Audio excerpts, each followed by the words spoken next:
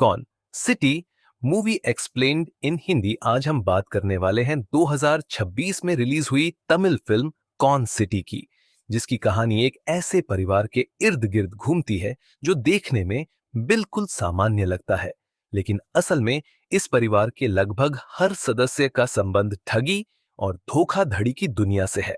Film की शुरुआत में हमें सर्वनन और मित्रा एक परिवार की तरह दिखाई देते हैं। उनके साथ उनका बच्चा जीवा, मित्रा की मां जानकी और उसका भाई जैकी भी रहते हैं। ये लोग मंगलौर में एक छोटा सा मेस चलाते हैं, लेकिन शुरुआत से ही फिल्म एक सवाल खड़ा कर देती है कि आखिर इस परिवार के बीच सब कुछ इतना अजीब क्यों है। धीरे धीरे पता चलता है कि सर्वनन और मित्रा वास्तव में पति पत्नी नहीं है। जैकी और जानकी का रिश्ता जरूर असली है, लेकिन बाकी लोग अलग अलग परिस्थितियों में एक साथ आए हैं। और सबसे बड़ा ट्विस्ट ये है कि ये लोग कोई सामान्य परिवार नहीं, बल्कि अलग अलग तरह की ठगी करने वाले लोग हैं। सरवनन दिन में बिजली विभाग में काम करता है, लेकिन अपनी नौकरी के पीछे वह अलग अलग चालें चलने की कोशिश करता रहता है। दूसरी तरफ जैकी और जानकी भी अपनी अलग ठगी की दुनिया चलाते हैं। फिल्म इन किरदारों के अतीत को धीरे धीरे सामने लाती है और बताती है कि आखिर ये लोग ठगी की दुनिया में कैसे पहुंचे। इन लोगों की जिंदगी में एक बड़ा बदलाव तब आता है जब जीवा स्कूल से गायब हो जाता है। जब परिवार को पता चलता है कि बच्चा गायब है, तो मामला सिर्फ एक बच्चे के गायब होने तक सीमित नहीं रहता।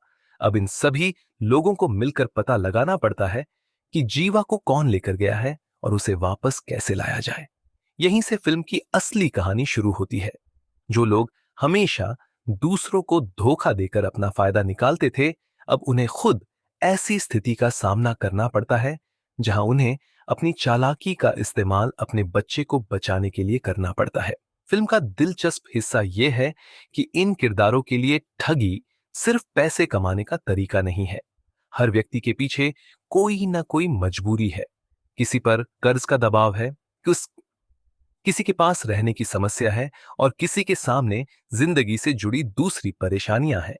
लेकिन फिल्म यह भी दिखाती है कि जब इंसान गलत रास्ते को आसान रास्ता समझने लगता है, तो एक समय के बाद वह खुद उसी जाल में फंस सकता है जिसे उसने दूसरों के लिए बनाया था। फिल्म में कई छोटे बड़े स्कैम्स देखने को मिलते हैं। सर्वनन अपनी नौकरी और आसपास की व्यवस्था का फायदा उठाने की कोशिश करता है। जैकी और जानकी अपनी चालाकी से लोगों को अपने जाल में फंसाते हैं और बाकी किरदार भी अपनी अपनी तकनीक इस्तेमाल करते हैं। लेकिन फिल्म का सबसे बड़ा सवाल यही है कि क्या ये सभी लोग अपनी चालाकी का इस्तेमाल करके जीवा को वापस ला पाएंगे?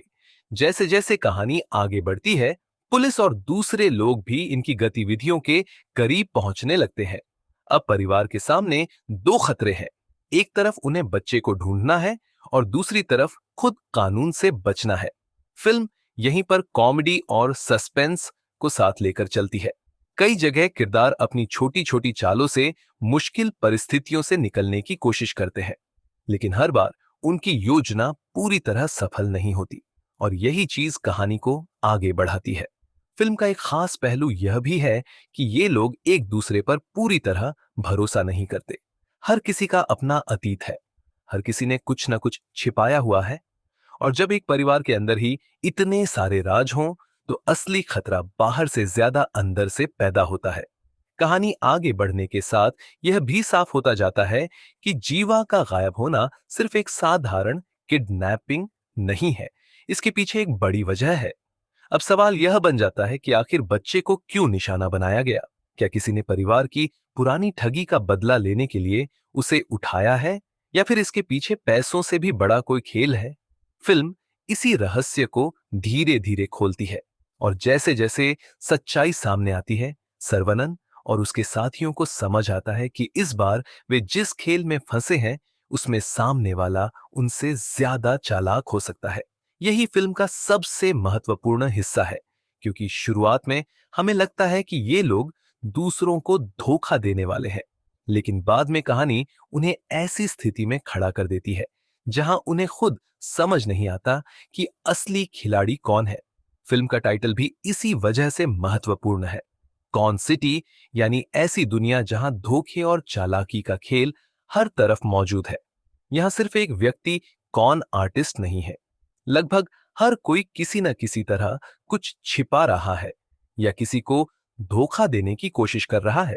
फिल्म कॉमेडी के जरिए यह दिखाती है कि जब लोग आसान रास्ते से पैसा कमाने की कोशिश करते हैं तो जिंदगी उन्हें उससे भी बड़ी मुश्किल में डाल सकती है। फिल्म में सर्वनंद का किरदार निभाने वाले अर्जुन दास इस बार अपने पुराने गंभीर और विलेन जैसे किरदारों से काफी अलग नजर आते हैं। अन्नाबेन मित्रा की भूमिका में है, जबकि योगी बाबू और वड़ी वुकरसी फिल्म में कॉमेडी और फैमिली डायनामिक्स को मजबूत करते हैं। इंडिया टुडे फिल्म लगभग 2.5 घंटे की है और इसका जॉनर कॉमेडी, क्राइम, ड्रामा और फैमिली एलिमेंट्स को मिलाकर बनाया गया है। बीबीएफसी कहानी का सबसे दिलचस्प हिस्सा इसका फाइनल एक्ट है, जहां फिल्म कुछ सरप्राइजेस देने की कोशिश करती है। हालांकि क्रिटिक्स की राय पूरी तरह एक जैसी नहीं रही। कुछ रिव्यूज ने कलाकारों और कॉन्सेप्ट की तारीफ की, जबकि कुछ ने स्क्रीन प्ले को जरूरत से ज्यादा लंबा और फैमिलियर बताया।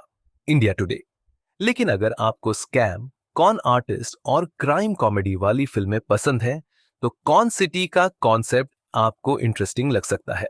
फिल्म की सबसे बड़ी खासियत इसका आइडिया है, एक ऐसा परिवार